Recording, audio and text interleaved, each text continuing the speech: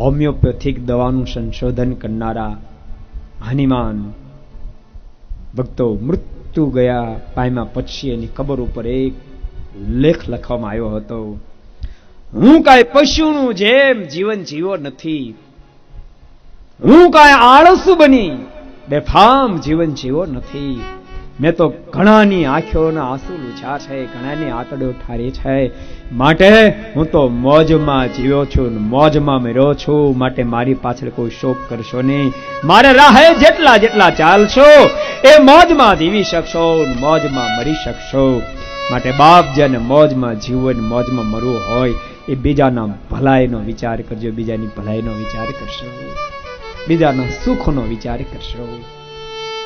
ભક્તો, તમારા ઘરમાં જ્યારે માંગલિક પ્રસંગો ચાલતા હોય, દિવાળી જેવો પર્વ ચાલતો હોય તો વિવિધ પ્રકારના મિષ્ટ ભોજન કરીને જમતા હશો, તમને એમાં આનંદ પણ થતો હશે.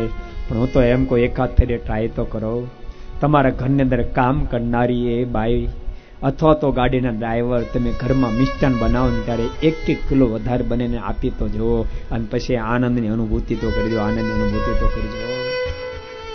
તમારા છોકરાઓ માટે 5-10 હજારના ફટાકડા દિવાળી લાવીને ફોડી નાખતા હશો, 200-500 રૂપિયાના ફટાકડા એના છોકરા માટે તો લાવીને આપી જુઓ, એના છોકરાને લાવીને આપી તો જુઓ, પછી તમે એની મોજ તો માણી જુઓ.